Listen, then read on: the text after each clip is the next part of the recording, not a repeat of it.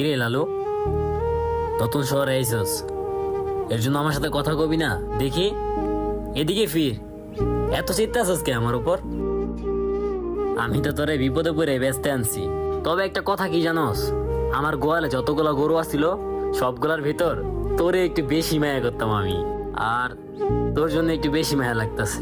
আরে তোর তো খুশি হওয়া উচিত, কারণ তুই আমার আল্লাহর খুশির জন্য কোরবানি হবি।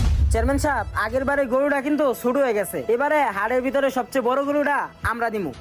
এই ভাইরা, চেয়ারম্যান সাহেব আইছে, হাড়ের ভিতরে সবচেয়ে বড় গরুটা দেখান। চেয়ারম্যান সাহেব, এই গরুটা দেখতে পারেন, এই গরুটা কিন্তু সুন্দর আছে। আরে না না, ছোট হয়ে যায়।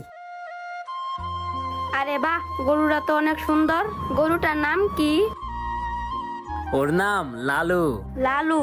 বাহ, নামটা তো অনেক সুন্দর। ধরো, কিছু কইব না।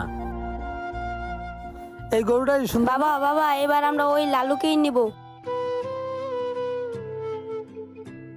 ওই যে ওই লাল গরুটা। আরে ভাইয়া, ওইটা তো ছোট গরু। তোমার আব্বু এলাকার ভিতরে একজন বড় চেয়ারম্যান সাহেব, উনি যদি এই গরু নেয় মান সম্মান কিছু থাকবো? বাবা, সব সময় কি কুরবানির গরু বড় হতে হয়? ছোট বড় তো বিষয় না, পছন্দের গরু কুরবানি দেওয়াই তো আসল, তাই না বাবা? হয় বাবা, তাই তো। আরে চেয়ারম্যান সাহেব, এলাকার ভিতরে ঢুকলে তো মান সম্মান কিচ্ছুই থাকবো না। থামো রবিন, তুমি দেখছো আমার ছেলের মুখের হাসিটা?